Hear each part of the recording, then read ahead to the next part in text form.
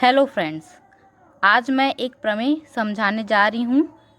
अगर आप पिछले वीडियो नहीं देखे होंगे जिसमें कुछ बेसिक डेफिनेशन बताया गया है तो उसको आप ज़रूर देखिए, जिसका लिंक आप डिस्क्रिप्शन बॉक्स में जाकर देख सकते हैं। उस वीडियो को ज़रूर देखिए, तभी आपको यह प्रमेय समझ आएगा। तो देखते हैं प्रमेय। प्रमेय में क्या कह रहा है कि सिद्ध कीजिए कि यदि f a से b एकेकी आच्छादक हो। यह दे दिया है कि f a से b एकेकी आच्छादक है, ठीक है।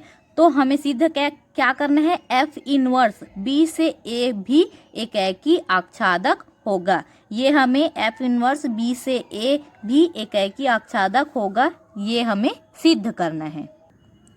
दोस्तों यहाँ देखिए, ये f इनवर्स क्या है, ये f इनवर्स क्या है हम जब तक नहीं जानेंगे तब तक इस प्रमेय को सॉल्व नहीं कर पाएंगे।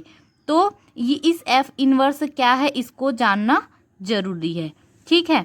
तो ये क्या है, फंक्शन f का इनवर्स है। ये फंक्शन f का इनवर्स है, या इसको प्रतिलोम फलन या प्रतिचित्रण भी कहते हैं। प्रतिलोम फलन का डेफिनेशन इस डायग्राम से हम अच्छे से क्लियर कर सकते हैं। तो देखते हैं डायग्राम। दो समुच्चय है x एंड y। x का एक अवयव मान लेते हैं x है, जो जिसका f प्रतिबिंब y में बन रहा है। तो वो क्या हुआ, f प्रतिबिंब बन रहा है तो वो हो गया fx। और किस पर बन रहा है, y के एक अवयव y पर बन रहा है, वो प्रतिबिंब f प्रतिबिंब। तो y किसके इक्वल हो जाएगा, fx के। अब देखते हैं y का एक अवयव y, उसका f इनवर्स प्रतिबिंब x पर बन रहा है तो वो क्या हो गया, f इनवर्स y हो गया, ठीक है। y f इनवर्स से होकर x में जा रहा है ना, तो f इनवर्स y हो गया। और किस पर बन रहा है प्रतिबिंब, x पर बन रहा है, तो x किसके इक्वल हो जाएगा, f इनवर्स y की, ठीक है। आइए देखते हैं उत्पत्ति। चूंकि f एकेकी आच्छादक है, यहाँ क्वेश्चन में दे दिया है कि f एकेकी आच्छादक है, उसको हम इस प्रकार से लिख सकते हैं कि चूंकि f एकेकी आच्छादक है, अतः f एकेकी आच्छादक है तो वो मैप तो करेगा ही।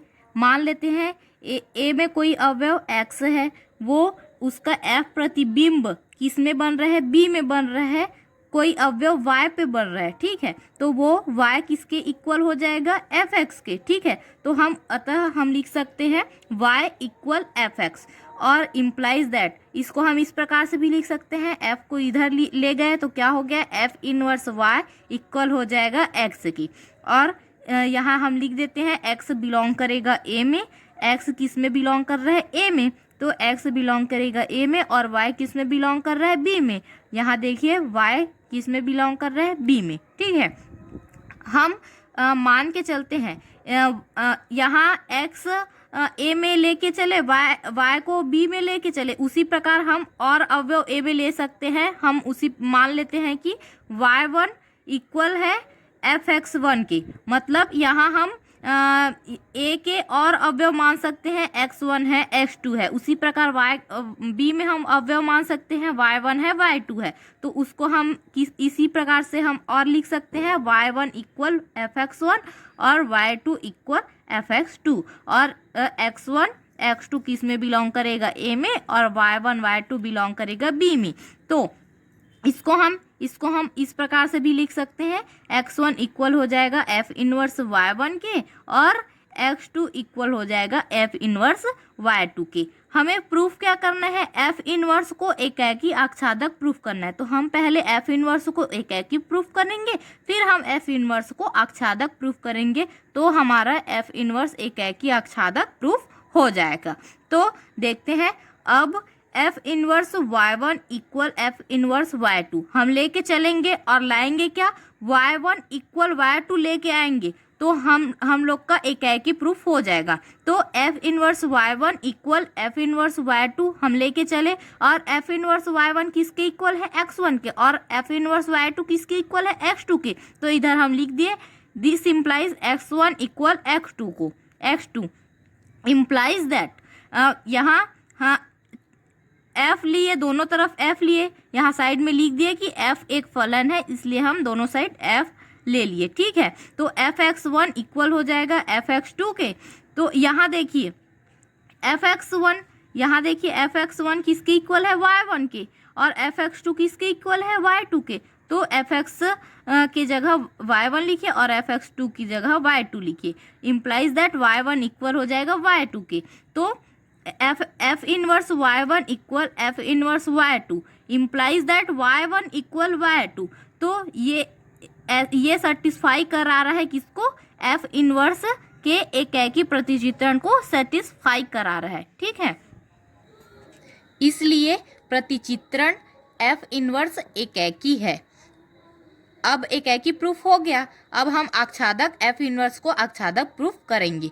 पुनः हम मान के चलते हैं कि x a का कोई भी अवयव है, तो प्रतिचित्रण f के लिए प्रतिचित्रण f के लिए b में भी कोई ना कोई अवयव हम मान लेते हैं कि वो अवयव y है, y अवश्य विद्यमान होगा, और y विद्यमान होगा तो y किसके इक्वल हो जाएगा, fx के इक्वल हो जाएगा।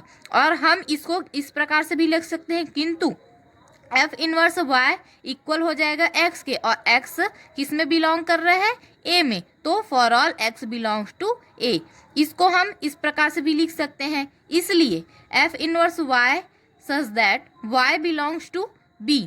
इसको हम इस प्रकार कैसे लिखें, देखिए यहाँ y किस में बिलोंग कर रहा है, b में, तो इसको हम y बिलोंग्स टू b लिख दिए। ठीक है, और यहाँ x देखिए, x f inverse y equal है x के, और x किस में बिलोंग कर रहा है, a में, तो इक्वल x की जगह हम इक्वल टू a ऐसा करके लिख सकते हैं। ठीक है, ऐसा हम किस लिए लिखे, हमें क्या प्रूफ करना था, f इनवर्स को आच्छादक प्रूफ करना था ना, इसलिए हम इसको इस प्रकार से लिखे। और ऐसा होता है तो क्या होता है, फंक्शन आच्छादक होता है। तो यहाँ देखिए f इनवर्स है, यहाँ अगर f रहता तो केवल f ही आच्छादक होता, तो यहाँ देखिए f इनवर्स है, तो इस प्रकार f इनवर्स b से a आच्छादक है।